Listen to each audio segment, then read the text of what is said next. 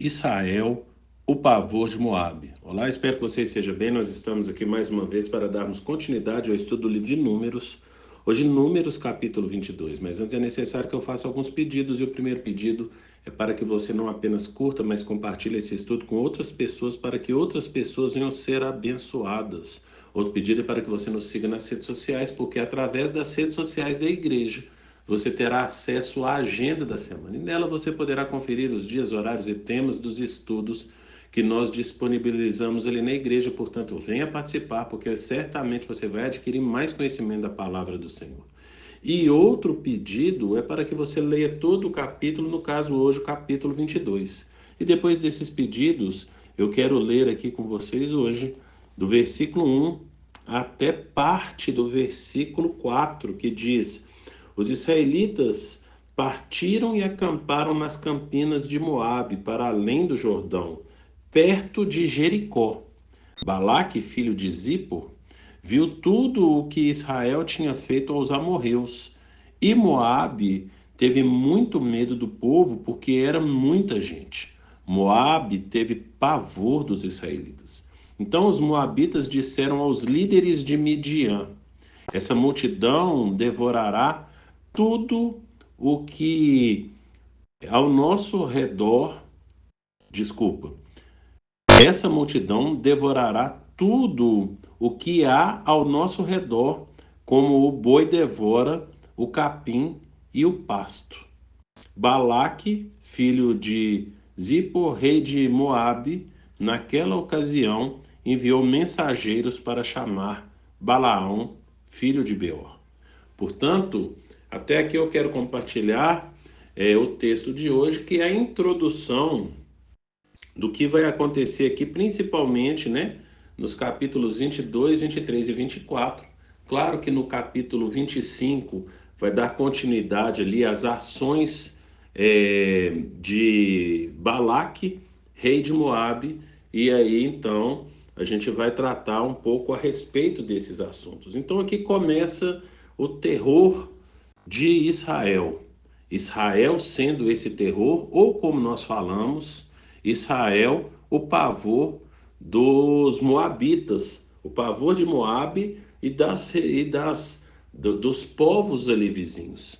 Mas antes de entrar aqui, eu preciso lembrar que no estudo de ontem nós falamos a respeito ali da, da Neustã, não é verdade? Que é a serpente de bronze. E ali ainda no capítulo 21, nós não entramos ali, não abordamos ali esse tema, mas começam então as primeiras lutas ali, né? No caso de Sion e Og, que eram ali os amorreus. Amorreus que eram descendentes de Cã, e isso você pode ver lá em Gênesis capítulo 10. O que acontece é que agora o problema são com os moabitas. E quem é Moabe? Porque às vezes a gente fala Moabe, mas a gente se esquece quem é. Se você ler lá em Gênesis capítulo 19, você vai ver que os amonitas e os moabitas, eles são descendentes de Ló com as filhas dele. Portanto, Ló, que era sobrinho de Abraão e que andou muito tempo com Abraão, Abraão sendo guiado por Deus. Portanto, Ló teve experiências com Deus. Ló e as filhas dele que foram tirados por Deus, salvos por Deus lá de Sodoma e Gomorra. Então é desse povo que nós estamos tratando. A gente ainda vê aqui no versículo 4 fala: então os moabitas, né, que são esses aí que são descendentes de Ló, disseram aos líderes de Midian. E quem que é Midian? Então lembre-se que o sogro de Moisés era um sacerdote midianita. Nós falamos a respeito disso quando estudamos Êxodo capítulo 3. Mas também é necessário nós voltarmos lá em Gênesis 25, porque Midian é um dos 6 filhos que Abraão teve com Quetura, e você vai poder conferir, portanto, essa informação em Gênesis capítulo 25. E o que está acontecendo aqui nessa situação? O povo de Israel vai crescendo e tenta chegar então ali na terra prometida. Eles estão seguindo o caminho. Como nós já falamos aqui no capítulo de ontem, não é verdade? Aliás, desculpa, no capítulo 20, não no de ontem, mas no capítulo de anteontem, no capítulo 20, nós falamos ali que aqui entrou então no 40º ano. Já passou, já passaram 40 anos desse povo aí no deserto.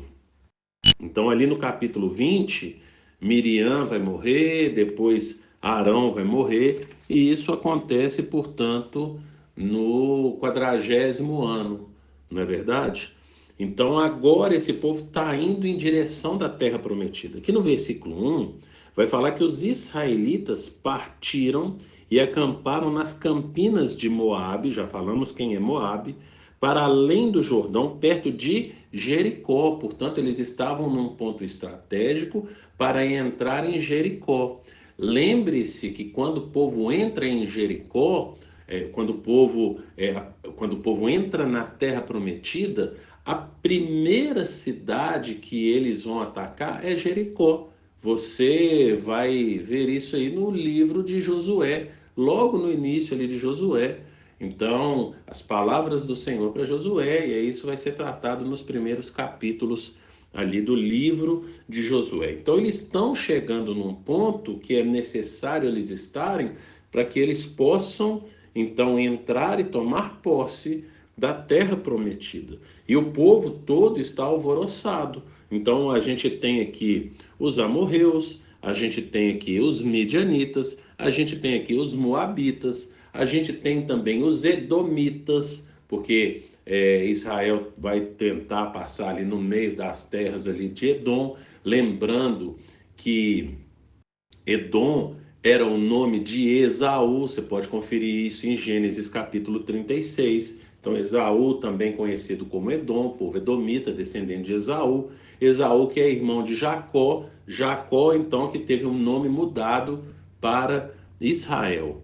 Portanto, a gente percebe que esses parentes todos estão alvoroçados pelo que o Senhor está fazendo através de Israel, que é o povo eleito e chamado pelo Senhor ali para cumprir um propósito.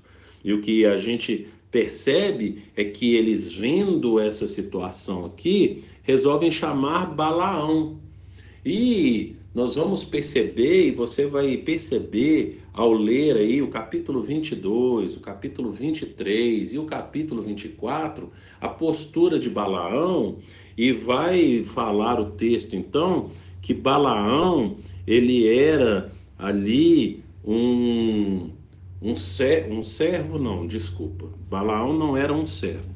Balaão era um profeta do Senhor. Por que eu estou falando profeta do Senhor e não servo? Porque Balaão não servia ao Senhor e a gente vai perceber isso aqui. Então, Balaque vai chamar ali Balaão para trazer maldição sobre esse povo, porque esse povo de Israel, porque eles estão, como nós falamos aí, apavorados olhando para a situação desse povo. E aí eles chamam então Balaão para trazer essa maldição. Só que Balaão vai falar que ele só vai trazer a palavra que o Senhor ordenar ele falar. E aí a gente vai perceber, portanto, aí os oráculos de Balaão, aí no capítulo 23 e 24, ali estão descritos ali os oráculos. Mas até chegar lá, muita coisa vai acontecer. Então o Senhor vai falar com Balaão, primeiro, na primeira ida ali, né, dos mensageiros ali de Balaque, ele vai recusar, depois Balaque manda numa segunda leva ali, os mensageiros, então eles vão numa segunda tentativa para conduzir Balaão, e Balaão, portanto, vai com ele, com os servos ali de Balaque, e vai até Balaque para se encontrar com ele, e vai profetizar ali, né? Mas ele fala que ele só vai profetizar aquilo que o Senhor falar. O que acontece é que nós percebemos que, apesar do texto falar que Balaão era um profeta ali do Senhor, na verdade ele não era um profeta verdadeiro. Por que que ele não era um profeta verdadeiro? Porque a gente percebe nas ações dele qual que é a intenção dele. E o que nós percebemos aqui no versículo 37 fala: E Balaque disse a Balaão: Não mandei chamá-lo urgentemente? Por que não veio? Acaso não tenho condições de recompensá-lo? Portanto, o que nós percebemos aqui é que Balaão, ele profetiza em troca de dinheiro. E isso a gente vai perceber essa postura dele como um falso profeta, portanto, ele profetiza as coisas corretas, mas ele é um falso profeta, observando lá em Números, e aí eu quero abrir, Números não, desculpa, Deuteronômio, e eu quero abrir aqui rapidamente em Deuteronômio capítulo 13. Lá em Deuteronômio capítulo 13, do versículo 1 até o versículo 5, diz assim: Se aparecer entre vocês um profeta ou alguém que faz predições por meio de sonhos e lhes anunciar um sinal miraculoso ou um prodígio, e se o sinal ou prodígio de que ele falou acontecer e disser: Vamos seguir outros deuses que vocês não conhecem e vamos adorá-los, não deem ouvido às palavras daquele profeta ou sonhador. O Senhor, o seu Deus, está pondo vocês à prova para ver se o amam de todo o coração e de toda a sua alma. Sigam somente ao Senhor, o seu Deus, e temam a Ele somente. Cumpram os seus mandamentos e obedeçam-lhe, sirvam-no e apeguem-se a Ele. Aquele profeta ou sonhador terá que ser morto, pois pregou rebelião contra o Senhor, o seu Deus, que os tirou do Egito e os redimiu da terra da escravidão. Ele tentou afastá-los do caminho que o Senhor, o seu Deus, lhes ordenou que seguissem. Elimine o mal do meio de vocês. Portanto, a gente percebe que esse aqui é o comportamento de Balaão. E por que que eu estou falando que esse aqui é, portanto, o comportamento de Balaão? Porque em Números capítulo 31, nós vamos ver ali, e aí eu quero ler aqui Números capítulo 31, a partir do versículo 7, que fala assim: Lutaram então contra Midian, conforme o Senhor tinha ordenado a Moisés, e mataram todos os homens. Entre os mortos estavam os 5 reis de Midian, Evi, Requem, Zur, Ur e Rebá. Também mataram a espada Balaão, filho de Beor. Os israelitas capturaram as mulheres, crianças e por aí vai. Então, eles mataram aqui Balaão, lá no capítulo 31. Quando nós estivermos estudando o capítulo 31, vamos falar a respeito, então, desse fato. E por que que eles mataram Balaão? Se nós formos lá para Deuteronômio, capítulo 23, a partir do versículo 3, diz assim: Nenhum Amonita ou Moabita, então os dois aqui, tanto os Amonitas quanto os Moabitas, são descendentes de Ló. Então, voltando no texto, Deuteronômio 23, 3, nenhum Amonita ou Moabita ou qualquer dos seus descendentes, até a 10ª geração, poderá entrar na Assembleia do Senhor, pois eles não vieram encontrar-se com vocês com pão e água no caminho quando vocês saíram do Egito. Além disso, convocaram Balaão, filho de Beor, para vir a Peor na Mesopotâmia, para pronunciar maldição contra vocês. No entanto, o Senhor, o seu Deus, não atendeu a Balaão e transformou a maldição em bênção para vocês, pois o Senhor, o seu Deus, o ama. Não façam nenhum tratado de amizade com eles enquanto viverem. Então existia essa intenção. E o que mais que Balaão fez? E aqui, então, em Números 31, vai falar que Balaão, ele vai dar a ideia deles, dos moabitas, enviarem mulheres ali para poder corromper esse povo. E isso vai acontecer de fato lá no Números capítulo 25.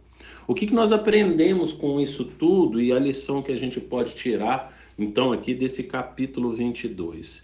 É que não é porque uma pessoa anuncia e acerta e fala verdadeiramente aquilo que Deus tem revelado para ele, que ele é um profeta do Senhor. Ele pode ser um falso profeta, como nós vimos em Deuteronômio capítulo 13.